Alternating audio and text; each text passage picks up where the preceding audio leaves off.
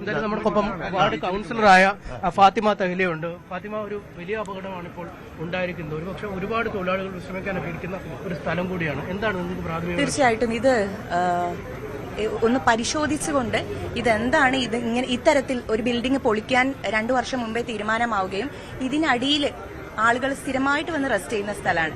അപ്പൊ ആ സ്ഥലത്ത് ഇപ്പോഴും ഇത് പ്രവർത്തിക്കുന്നു എന്ന് പറയുമ്പോൾ അത് പരിശോധിക്കപ്പെടേണ്ട കാര്യമാണ്. കോർപ്പറേഷനുമായി ബന്ധപ്പെട്ടുകൊണ്ടുള്ള രേഖകൾ പരിശോധിച്ചുകൊണ്ട് ഇപ്പൊ നിലവിൽ ഇതിന്റെ പെർമിറ്റ്, ഇതിന്റെ ഫിറ്റ്നസ് കാര്യങ്ങളൊക്കെ മുഴുവൻ പരിശോധിച്ച ശേഷമേ എന്താണ് നിലവിൽ ഇതിന്റെ സ്റ്റാറ്റസ് എന്നുള്ളത് പറയാൻ പറ്റുള്ളൂ. ഇത് പഴയ പാസ്പോർട്ട് ഓഫീസ് പ്രവർത്തിച്ച കെട്ടിടം അല്ലെ? അത് കഴിഞ്ഞ് വീണ്ടും ഒരുപാട് വർഷങ്ങൾ മുന്നോട്ട് വരുന്നു. ഇവിടുന്ന് പാസ്പോർട്ട് ഓഫീസ് മാറ്റിയിട്ട് തന്നെ വർഷങ്ങൾ കഴിഞ്ഞു. തീർച്ചയായിട്ടും പാസ്പോർട്ട് ഓഫീസ് ഇവിടെ പ്രവർത്തനരഹിതമല്ല, ഇവിടെ നിന്ന് മാറ്റി. പക്ഷേ ഈ ബിൽഡിംഗ് പൊളിക്കാൻ തീരുമാനമായിരിക്കെ നമുക്കറിയാം ഇത് പബ്ലിക് ആയിട്ടുള്ള ഒരു സ്ഥലത്ത് നിൽക്കുന്ന ബിൽഡിംഗ് ആണ്. നിരന്തരം ആളുകൾ പാസ് ചെയ്യുന്ന, ഇവിടെ ഒരുപാട് ജോലികൾ, പിന്നെ ഒരുപാട് തൊഴിലാളികൾ ജോലി ചെയ്യുന്ന സ്ഥലം. അപ്പൊ സ്വാഭാവികമായിട്ട് ഇങ്ങനെ ഒരു തണൽ പ്രദേശം കാണുമ്പോൾ ആളുകൾ റെസ്റ്റ് ചെയ്യാൻ എത്തും, ഇവിടെ ഇരിക്കും. അപ്പം ഇങ്ങനെ ഉണ്ടായിട്ടുള്ളത് ഒരു ഗുരുതരമായിട്ടുള്ള അനാസ്ഥ തന്നെയാണ്. പൊളിച്ചു മാറ്റാൻ വേണ്ടി നോട്ടീസ് കൊടുത്തതെന്ന് പറയുന്നത്. പിന്നെ എങ്ങനെ പുതിയ കടകളിൽ പ്രവർത്തിച്ചു എന്നുള്ളതാണ് മനസ്സിലാക്കുന്നത്. അതാണ് ഞാൻ പറഞ്ഞത്. ഇപ്പൊ നിലവിൽ ഈ കൌൺസിൽ വന്നതിന് ശേഷമാണ് ഞാനിപ്പോ ഇവിടുത്തെ കൌൺസിലറായിട്ട് ഏറ്റെടുത്തിട്ടുള്ളത്. അപ്പൊ എനിക്ക് ഈ വിഷയവുമായി ബന്ധപ്പെട്ടുകൊണ്ട് ഫയലുകൾ പരിശോധിക്കേണ്ടതുണ്ട്. ഇതിന്റെ സ്റ്റാറ്റസ് എന്താണ്, ഇതിനിപ്പോ നിലവിൽ പെർമിറ്റ് ഉണ്ടോ, അല്ലെങ്കിൽ ഇതിന്റെ ഫിറ്റ്നസ് നൽകിയിട്ടുണ്ടോ എന്നുള്ള കാര്യങ്ങളൊക്കെ പരിശോധിക്കപ്പെടേണ്ടതാണ്. തീർച്ചയായിട്ടും ഒരിക്കലും 70 വർഷമായിട്ടുള്ള ഒരു കെട്ടിടം ഇവിടെ ഇതേപോലെ നിൽക്കാൻ പാടില്ല. ആളുകൾക്ക് ഭീഷണിയാണത്.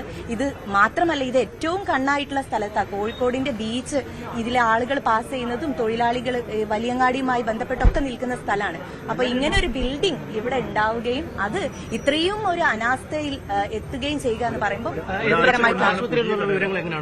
5 പേരെയാണ് ഇവിടുന്ന് കൊണ്ടുപോയിട്ടുള്ളത്. അതിൽ 3 പേരുടെ മരണം സ്ഥിരീകരിച്ചു എന്നുള്ളതാണ് ഇപ്പൊ അറിയുന്നത്. ഫാത്തിമ തഹ്ലിയ ഈ കുറ്റിച്ചിറ ഡിവിഷനിൽ നിന്നുള്ള കൌൺസിലറാണ്. അവരാണ് കാര്യങ്ങൾ വിശദീകരിച്ചത്. ഒരുപാട് വർഷം പഴക്കമുള്ള കെട്ടിടമാണ്. ആ കെട്ടിടത്തിന്റെ ഈ അവസ്ഥ എങ്ങനെ ഉണ്ടായി എന്ന് സംബന്ധിച്ച പരിശോധന. നിങ്ങളൊക്കെ ഇവിടെ ഉള്ള ആളുകളാണ്? എങ്ങനെ നിങ്ങൾ സ്ഥിരമായിട്ട് ഇവിടെ വന്നിരിക്കുന്ന ആളുകൾ?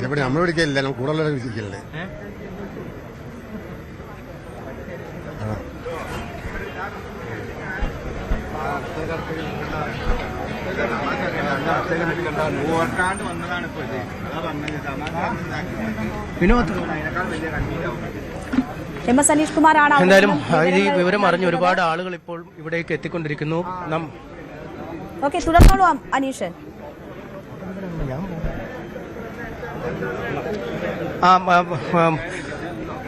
തീർച്ചയായും ഒരുപാട് ആളുകൾ വന്നു പോകുന്ന ഒരിടമാണ് കോഴിക്കോട് നഗരത്തിലെ തന്നെ ഏറ്റവും തന്ത്രപ്രധാനമായ ഒരിടം വലിയങ്ങാടി അല്ലെ? ഒരുപാട് ആളുകൾ, കച്ചവടക്കാരായ ആളുകളും അല്ലാത്ത തൊഴിലാളികളൊക്കെ ഒരുപാട് പേരുള്ള. ഇത് കഴിഞ്ഞ രണ്ട് കൊല്ലം മുമ്പ് അൺഫിറ്റായിട്ട് പൊളിക്കാൻ വേണ്ടി വെച്ച ബിൽഡിംഗാണ്.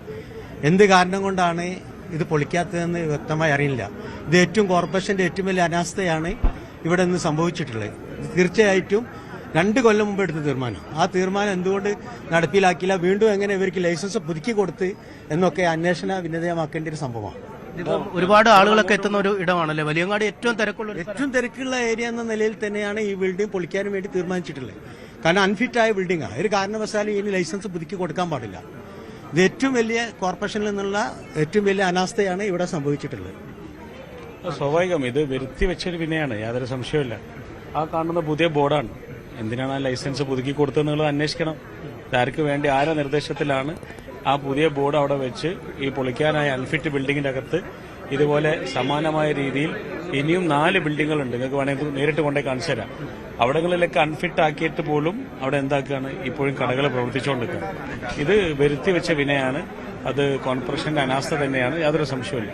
ഇതിപ്പം ഈ തൊഴിലാളികളും കച്ചവടക്കാരും മാത്രമല്ല അല്ലെ, നാട്ടുകാർ ഒരുപാട് പേർ ദിനംപ്രതി എത്തുന്ന ഇടങ്ങളാണ് ഈ കെട്ടിടങ്ങളെല്ലാം. അതായത് റിലീഫിന്റെ മാസമാണിത്, റമദാൻ മാസമാണ്.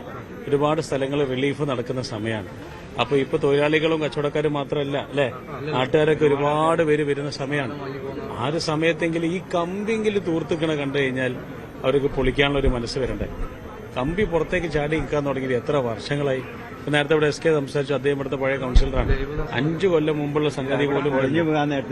അതുകൊണ്ട് സ്വാഭാവികമായും അതെന്താണ്, ഒരു പാച്ചപ്പ് നടത്തി ഇതുപോലെയുള്ള ബിൽഡിങ്ങുകളിൽ നിന്ന് വരുമാനം ഉണ്ടാക്കാൻ കോർപ്പറേഷൻ അത്രയും ദയനീയാവസ്ഥയിലാണുള്ളത്. അതെല്ലാം 2 മരണം സ്വാഭാവികമായിട്ടും കണ്ണ് തുറപ്പിക്കണം എന്നുള്ളതാണ് പറയാനുള്ളത്. പറയൂ.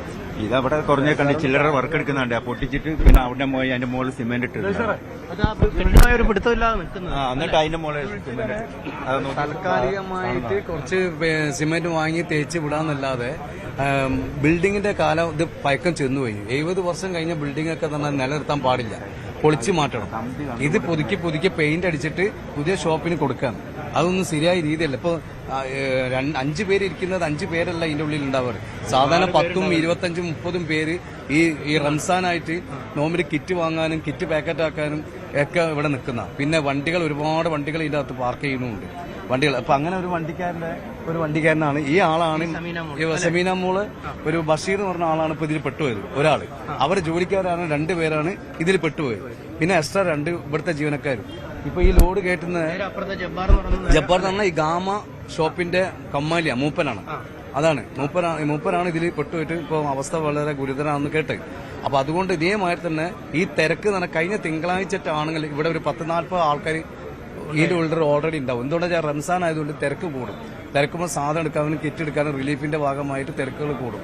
അപ്പൊ ഇതെന്നോ പൊളിക്കേണ്ട കാലഘട്ടം കഴിഞ്ഞുപോയി. ഇപ്പോഴും വെച്ചുകൊണ്ടിരിക്കുക. അതെന്താണ് ഉദ്ദേശം എന്ന് അവർക്ക് തന്നെ അറിയുള്ളൂ. അതുകൊണ്ട് ഇനിയും വരാതിരിക്കണമെങ്കിൽ, ഇനിയും ഒരു മരണം മുന്നിൽ കാണാതിരിക്കാൻ, അല്ലെ ഇനിയൊരു പരുക്ക് പറ്റാതിരിക്കാൻ ഈ ബിൽഡിംഗ് അടിയന്തരമായിട്ട് ഉടനെ തന്നെ കോർപ്പറേഷൻ പൊളിക്കണം തന്നെയാണ് ഇതിന് ഒരു നിർദ്ദേശം, ഒരു അപേക്ഷ. എന്തായാലും 2 വർഷം മുമ്പ് ഈ കെട്ടിടം പൊളിക്കാനുള്ള ഉത്തരവ് ആയതാണ് എന്നാണ് തൊഴിലാളികൾ ഒന്നടങ്കം പറഞ്ഞത്. പക്ഷേ ഇപ്പോഴും അത് പൊളിക്കാതെ എന്തിന് വെച്ചുകൊണ്ടിരിക്കുന്നു, എങ്ങനെ ഈ സ്ഥാപനങ്ങൾക്ക് ലൈസൻസ് പുതുക്കി നൽകുന്നു എന്നടക്കമുള്ള ചോദ്യങ്ങളാണ് അവർ മുന്നോട്ട് വയ്ക്കുന്നത്. റംസാൻ കാലമാണ്, റിലീഫിനൊക്കെയായി ഒരുപാട് ആളുകൾ ഇവിടേക്ക് എത്തിക്കൊണ്ടിരിക്കുന്ന സമയമാണ്. എന്തായാലും തൊഴിലാളികൾ കുറച്ച് പേരെ ഉണ്ടായിരുന്നുള്ളൂ എന്നത് ഒരു ആശ്വാസം എന്ന് പറയാൻ കഴിയില്ലെങ്കിൽ പോലും ആളുകൾ ഒരുപാട് പേര് അപകടത്തിൽ പെടുന്നത് ഒഴിവാക്കണം. അല്ലേ? നിങ്ങൾക്ക് ഇവിടെ ആയിരിക്കും ഇവിടെ ജോലി ചെയ്യുന്നവരാണ്. നിങ്ങൾക്ക് ഇവിടെ ജോലി ചെയ്യുന്നവരാണ്. ഇന്നുണ്ടായിരുന്നോ? ജോലി ഉണ്ടായിരുന്നോ? അതോ എല്ലാ ജോലിയിൽ ഏർപ്പെട്ടതിന് ശേഷമാണ് ഇത് വിവരറിഞ്ഞ് ഏത് ഭാഗത്താ ജോലി ചെയ്തത്? ഞങ്ങൾ ആ ഭാഗത്ത് അല്ലെങ്കിൽ ഇവിടെ വിശ്രമിക്കാൻ വരുന്ന വിശ്രമിക്കാൻ വരുന്നതാണ്. അല്ലാതെ ഗേറ്റ് പാസ് കൊടുക്കും.